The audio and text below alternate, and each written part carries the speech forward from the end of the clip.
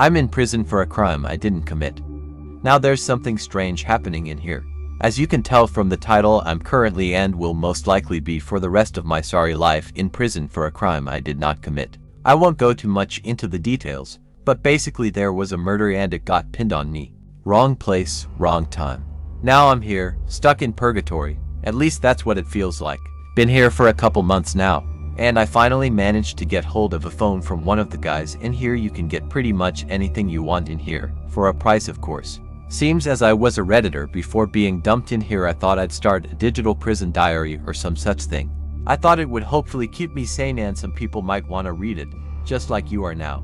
People love hearing about prison and I'm rotting away in here, so I may as well tell you all about the prison life. Well, that was my intention, up until my new cellmate arrived. Now everything's changed. He's a strange guy, not met anyone else in here like him. He's quiet most of the time, kinda disheveled, long greasy hair, scratchy beard and thin as a twig. Strangely, he also has a vague similarity to myself, like if I had been left out in the woods for a couple years or something. Anyway, he came in on his first day and didn't say a word, just sat on his bunk staring into the ceiling and would wander around aimlessly whenever we were let out. He was like this for a few weeks.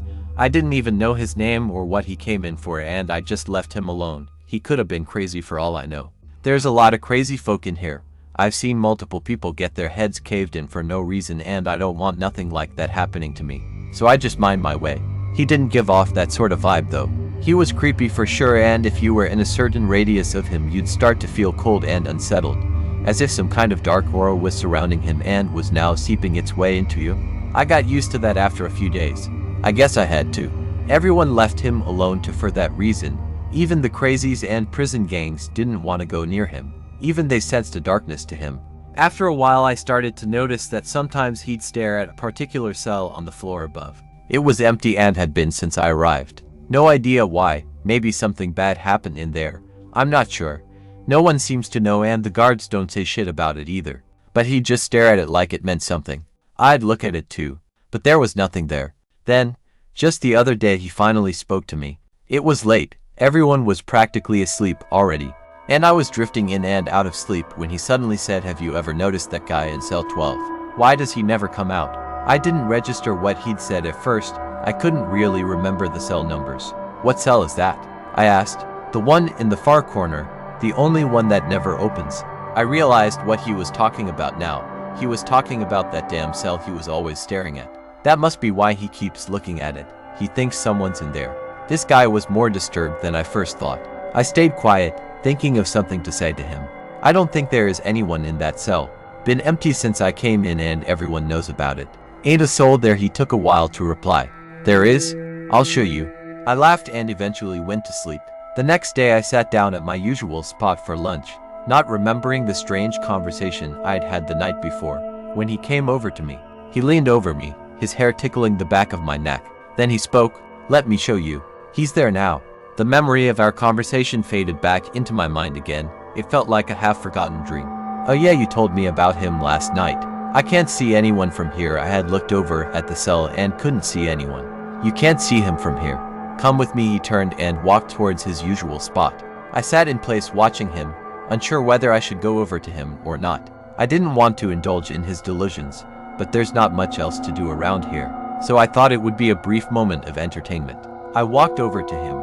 No one else was around him, as always. He stood upright as I reached him and said, "Here, sit down." He wanted me to sit specifically in his seat, so I did. "Look, there he is." I followed his gaze and then his hand as he pointed up to the cell. My focus switched from his pointed finger to the cell and I couldn't quite believe what I saw. It was a man, his face pressed up against the bars, looking straight at me with eyes stretched as wide as they could go. No light came from the cell and none of the lights outside penetrated it enough for you to see anything within it, so his face looked like it was attached to nothing, like a floating head. An intense sense of dread washed over me, like a rogue wave. It completely knocked me out. Literally.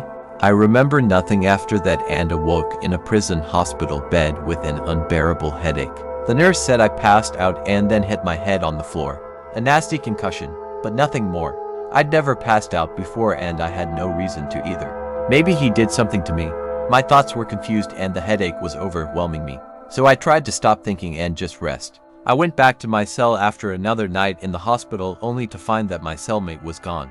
His bed was pristine and the smell that lingered in every room he entered was gone.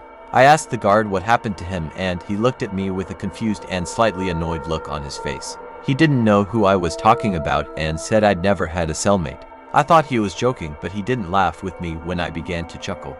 I started to ask around and no one knew who I was talking about. I felt like I was going insane. Has the entire prison decided to join in on a practical joke against me? Did I dream the entire thing? I have so many thoughts going on inside my head right now and typing this out is certainly helping. He was definitely real, I know he was. I have to go back to that cell or sit in his seat tomorrow, so I can see that man again. Something strange is going on here and I need to find out what it is. Thanks for tuning into Reality Narratives. If you enjoyed this video, don't forget to hit that subscribe button and give it a thumbs up. I'd love to hear what you think, so drop a comment below and let me know what intrigues you or what spine-chilling tales you'd like me to cover next. Make sure to check out my other videos for more eerie mysteries and thrilling encounters. Stay subscribed because more spine-tingling content is coming your way. Until then, keep the suspense alive.